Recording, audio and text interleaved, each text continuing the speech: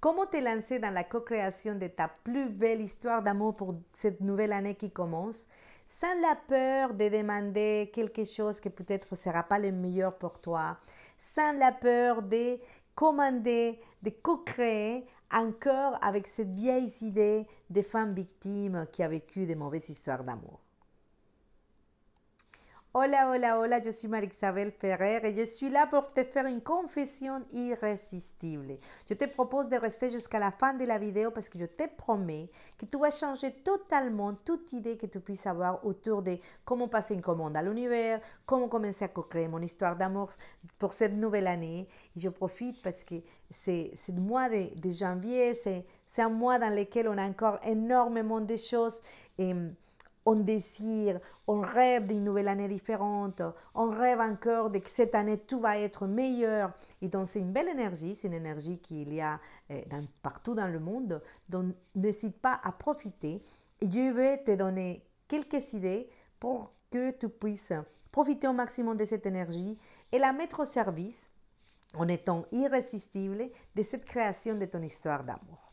Donc pour démarrer, la première chose que j'aimerais bien te raconter, te confesser, c'est que en histoire d'amour, par rapport à ce que tu rêves, l'homme que tu veux dans ta vie, la personne avec laquelle tu veux partager ta vie, que tu rêves que ça soit ton grand amour, normalement, tu ne sais rien du tout de cette personne. Tu ne la connais pas, tu ne sais pas comment il va se présenter, tu ne connais rien. Néanmoins, on aime bien désirer et dire j'aimerais bien qu'il soit comme ça, qu'il aille cette taille-là, qu'il s'habille comme ça, qu'il aime bien faire ce genre d'activité. Et je sais que plusieurs fois, même moi peut-être, nous t'avons invité dans le travail de développement personnel, de co-création, de loi d'attraction, à être très clair dans ce que tu désires. Mais j'aime bien démarrer tout le temps, chaque fois que je démarre une co-création, pour avoir cette clarté que même si je envie de quelque chose, je ne connais pas grand-chose. Parce que je fais partie de la grande co-création. C'est-à-dire, il a une vaste intelligence qui sait tout, qui connaît tout, qui est dans le passé, dans le présent et dans le futur, qui a toute la force de me donner tout ce que je veux. Et c'est avec cette vaste intelligence que moi, dans ma capacité, dans mon expérimentation d'être humain créatif, je vais développer avec cette vaste intelligence ce que je veux. Donc cette matérialisation que tu vas avoir devant toi, ça va être le résultat pas uniquement de toi, sinon de ta collaboration avec cette vaste intelligence. Qu'est-ce qui se passe quand tu t'éloignes de cette possibilité? Quand tu dis non, cette vaste intelligence de l'univers, Dieu, comme tu veux l'appeler, ne peut pas m'aider, c'est moi qui dois s'occuper de tout. Bon, tu vas être en construction avec ton ego et tu peux construire beaucoup de choses. Tu peux construire des empires, des relations de couple, tu peux construire des corps des physiques d'un état particulier. Simplement, ça ne va pas durer, ça ne va pas te donner la paix, ça ne va pas te mettre en joie. Donc, mon invitation, c'est que tu puisses commencer à co-créer avec la vaste intelligence, avec l'amour universel, avec l'univers, pour que tu puisses, même dans les processus créatifs, commencer à ressentir la joie, la paix, à ressentir que tu es dans cette expérimentation humaine, mais en profitant à 1000%. Parlons donc de co-créer l'amour de sa vie. Si on ne sait rien, et c'est le cas, tu rêves de quelqu'un, mais tu ne sais pas qui c'est, mais tu aimerais bien quand même quelque chose. Tu dis, bon, mais j'aimerais bien quand même qu'il aime bien un certain sport. Et de l'autre côté, ta tête te dit, oui, mais j'espère aussi quand même qu'il n'aura pas un trop bon niveau, que je ne puisse pas l'accompagner, ou qu'il ne soit pas trop long parce que j'ai un super niveau dans cette sport et qu'il ne puisse pas venir avec moi. Tout le temps, ta tête va commencer à te dire des choses autour de cette idée que tu as. C'est pas grave. Commence à réfléchir, ok? Qu'est-ce que je voudrais de cette personne? Comment je l'imagine? Qu'est-ce que j'aimerais bien qu'il fasse? Comment il se comporte? Je parle d'homme, mais tu peux le faire aussi avec une femme, peu importe. Mais qu'est-ce que je veux? Il commence à ressentir toutes les idées qui arrivent en proposition pour toi, en te disant ça va être très génial, mais aussi les idées qui arrivent en disant ouais, non, mais ça c'est impossible, ou ça c'est compliqué. Ou ça, oui, tu demandes ça, mais tu as toujours demandé, mais c'est jamais présenté. De toutes les façons, les hommes ne sont pas comme ça. Il n'y a pas un homme qui soit comme ça. Ou les femmes, c'est toujours pareil. Donc, commencez à écouter toutes ces brouhahas de pensées à l'intérieur de toi, simplement pour te confirmer à toi-même que si jusqu'à maintenant, tu n'as pas réussi à matérialiser cette relation que tu veux, c'est parce qu'il y a trop de brouillons dans ta tête. Et donc, même si la vaste intelligence est disponible à te matérialiser ton désir, souviens-toi que c'est toi qui dois apporter une touche de ta créativité. Comment je le fais? Comment je fais pour pouvoir profiter de toute cette énergie magnifique de l'univers, de la vaste intelligence, de la divinité pour matérialiser mes désirs? Bon, j'accepte que je sais rien, j'accepte que je ne sais pas qu'est-ce que c'est le mieux pour moi, j'accepte que si jusqu'à maintenant je n'ai pas désiré, je n'ai pas matérialisé ce que je désire, c'est parce que il y a une peur à l'intérieur de moi. Et je me mets en totale humilité en disant à l'univers, ok, mais même avec sa peur, je te donne l'autorisation de pouvoir matérialiser cette histoire d'amour pour moi. Et je te donne l'autorisation de t'occuper de ça à 1000%. Je ne sais pas ce que je veux. Je ne sais pas si cette personne doit être comme ci ou comme ça. Je ne sais pas s'il doit faire cette activité ou cette autre activité. Je ne sais pas si économiquement il doit être dans ce niveau ou dans cet autre niveau. Parce que chaque fois que je commence à rêver, j'imagine que ça t'arrive aussi, qu'il ait beaucoup d'argent, oui, mais si après, s'il a beaucoup d'argent, il est comme ci ou comme ça. Ah non, je préfère qu'il soit plutôt au même niveau économique que moi. Oui, mais s'il a le même niveau économique que moi, peut-être qu'il aura quelque chose de ta. Donc, tous ces bruits qui commencent à avoir me montrent que je ne sais pas vraiment ce que je veux. Donc, j'accepte ça. Je reconnais aussi que toutes mes créations passées sont les résultats de ce brouillon mental aussi. Et quand j'accepte ça, je deviens responsable. Je peux aussi profiter de l'idée de me dire, même si c'est une mauvaise création, même si c'est une manifestation qui ne me rend pas suffisamment heureuse, ben c'est moi qui l'ai manifestée. Donc voilà, mon pouvoir créateur est là.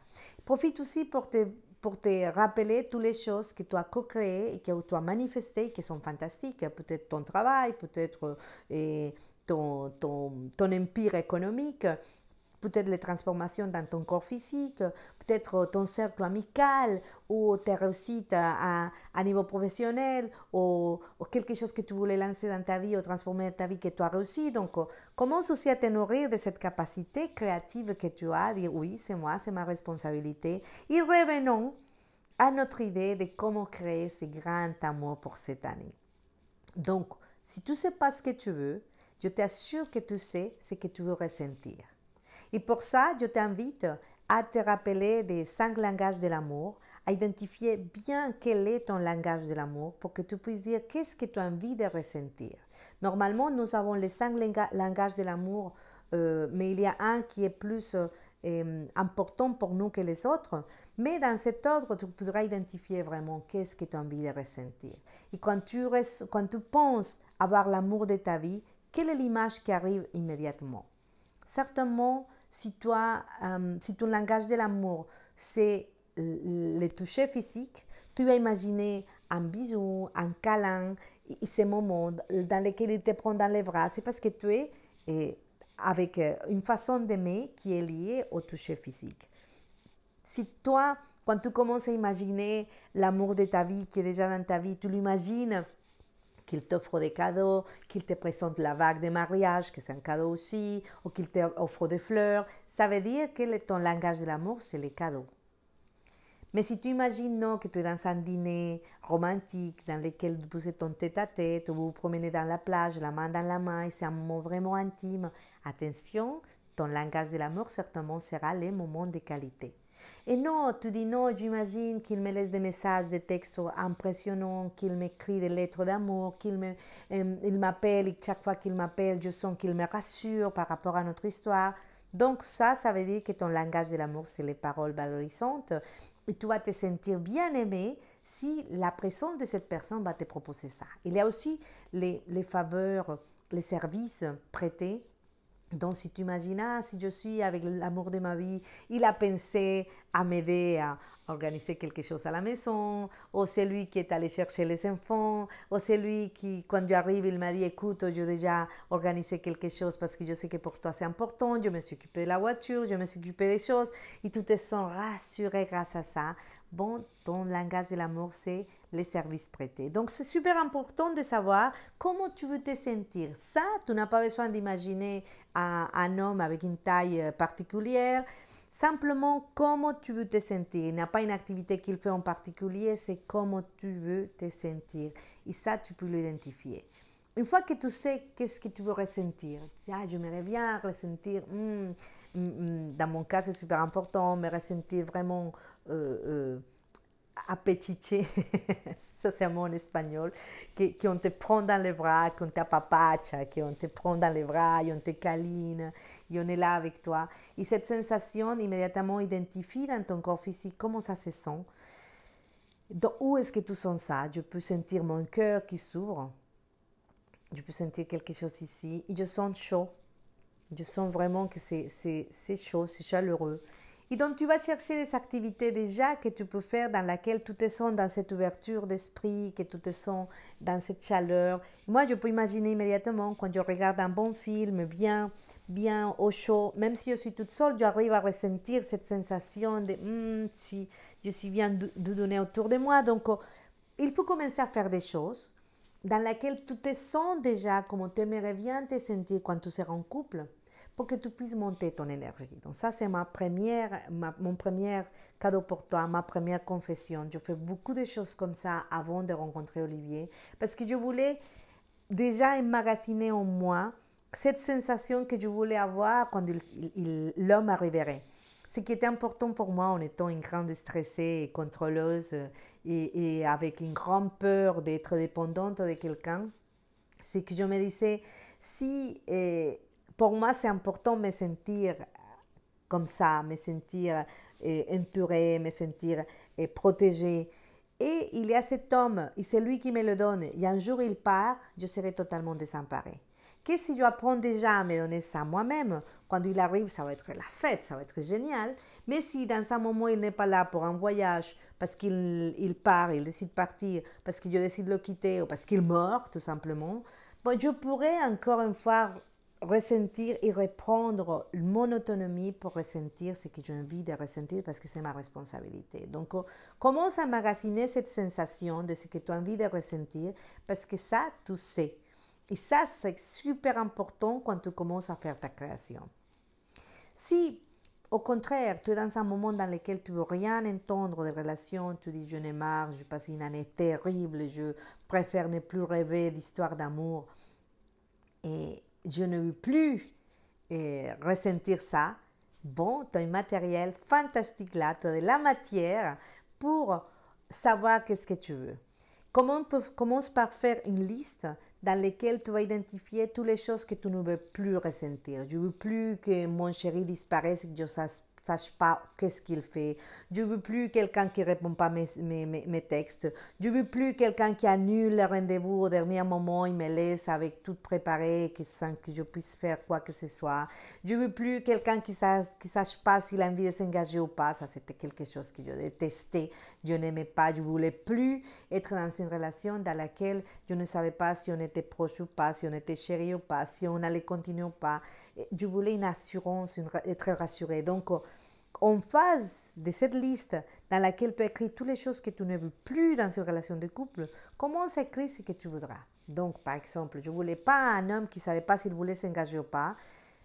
En face, j'écrivais, j'aimerais bien rencontrer quelqu'un qui est décidé à co-créer une belle relation de couple, qui est dans le moment précis dans lequel il a décidé qu'il veut être en couple, qu'il veut s'engager, qu'il veut créer une histoire à long terme, mais que ça soit lui, que ça soit pas uniquement moi, que pour lui soit important que sa relation soit stable, soit à long terme, soit vraiment décidée. Et bon, c'est ça que j'ai trouvé. Je trouvais ça, waouh, super, un super cadeau.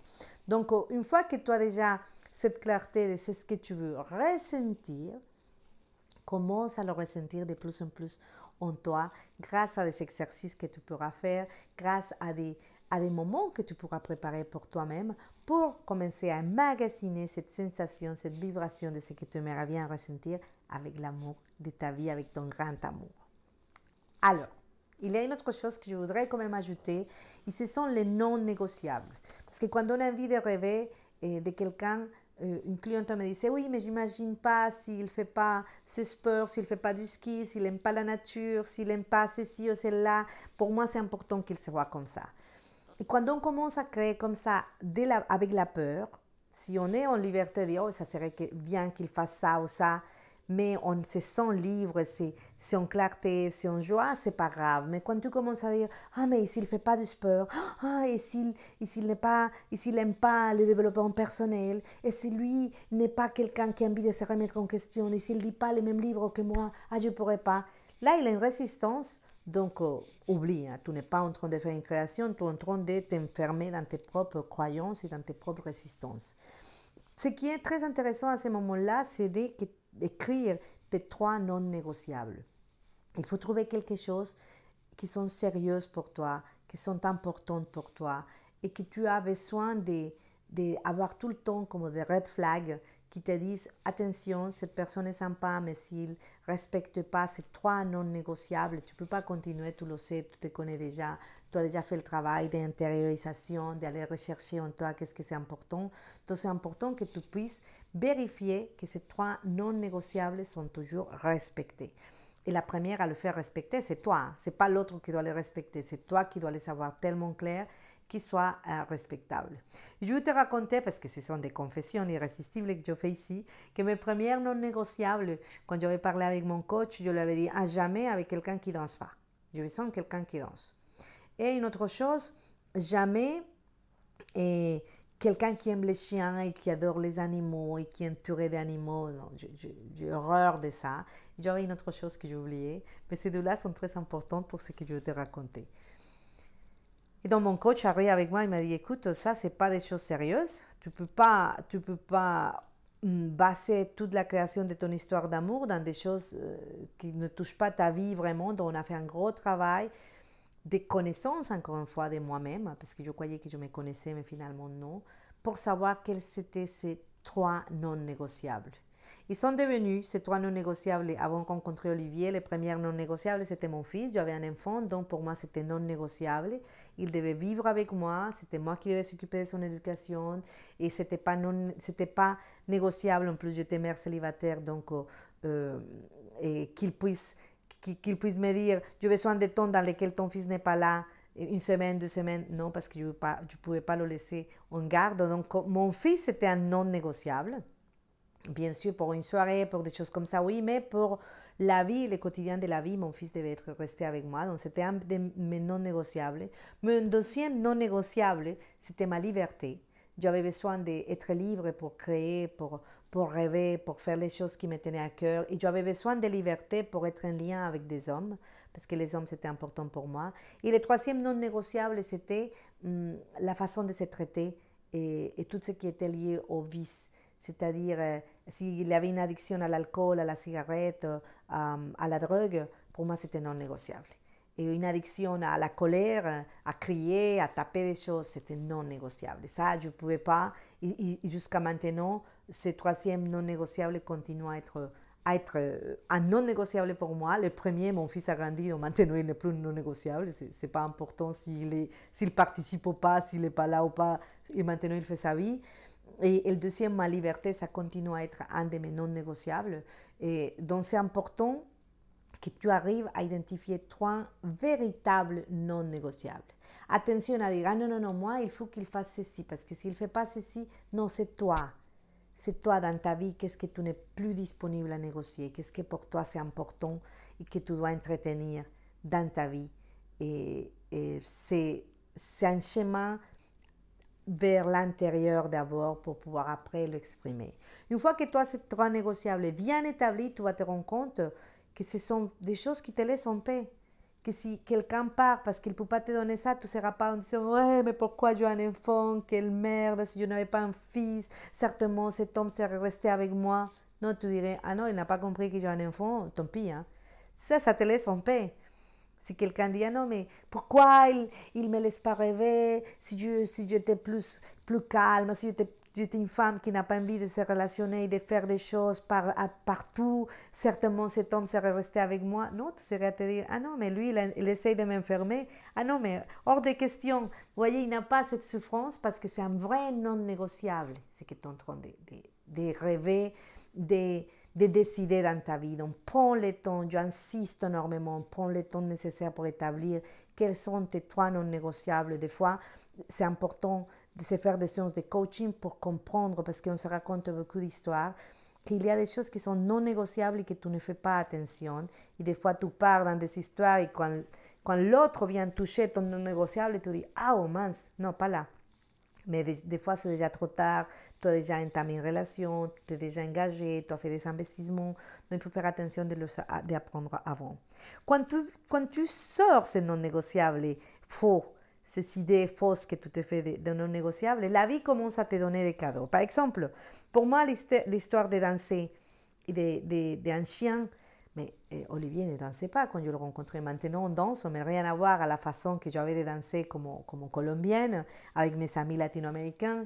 Donc, c'était très rigolo parce que c'est non négociable. Si je l'avais laissé établi, bah, je n'aurais pas fait une relation de couple avec Olivier. Ça aurait été totalement stupide parce que ça n'a rien à voir. Et parce que maintenant, Olivier me donne ce même besoin que j'avais, il me le remplit de notre façon. Ce besoin que j'avais de danser avec quelqu'un, de danser avec un homme, d'admirer sa sensualité, son allure, son élégance dans la danse, la façon comme il maîtrise un art, comme il m'invite, comme il m'intègre dans cette danse, bah, je la vis totalement. Je me suis rendu compte la dernière fois que je fais du ski avec Olivier, je la vis quand on fait du ski. Quand je vois danser, je vois skier Olivier, pour moi, c'est comme le voir danser. Je le trouve super sexy, super élégant. Je trouve qu'il y a beaucoup de choses. Et ça, c'est quelque chose que je n'avais même pas rêvé parce que je ne connaissais même pas les skis. J'avais vu ça qu'à la télé, donc ce n'était pas quelque chose que je pouvais rêver. Mais dès qu'on ouvre les possibilités et on se concentre simplement en trois choses qui sont non négociables, l'univers commence à te donner des cadeaux qui te font oublier toutes ces idées que tu avais en tête, qu'il doit être comme ci ou comme ça. L'autre chose, c'est les chiens. Vous imaginez ma vie sans Pipa, ma petite Pipa, c'était une idée d'Olivier et moi, je voulais pas, mais en bon exercice de femme, et de dire oui à la vie, je dis oui, et oh là là, quel cadeau magnifique, c'est ma petite chienne. Donc, c'est deux choses que pour moi, au début, c'était dans ma petite tête des filles capricieuses, je les voulais, je les veux, je les veux. Quand je les ai lâchées, quand je commençais à aller plus en profondeur vis-à-vis de moi-même et vérifier exactement qu'est-ce que je veux pour moi, qu'est-ce que je veux ressentir et quels sont ces trois non négociables, la vie, l'univers, la vaste intelligence va te donner toutes les surprises. J'espère t'avoir aidé. Laisse-moi tes commentaires. Cette information était très précieuse pour moi. Je continue à l'intégrer dans ma vie. Donc, je te propose de me laisser des commentaires, de la partager, de me raconter si tu as envie que je continue à faire des autres confessions irrésistibles autour de quel thème. Dis-moi aussi si quelque chose que je dis aujourd'hui, tu as besoin que ça soit un peu plus en profondeur, je pourrais le toucher dans une prochaine vidéo. Et on se voit la prochaine fois avec une autre confession irrésistible pour que tu puisses vivre l'amour d'une façon irrésistible. Un gros bisou. Ciao.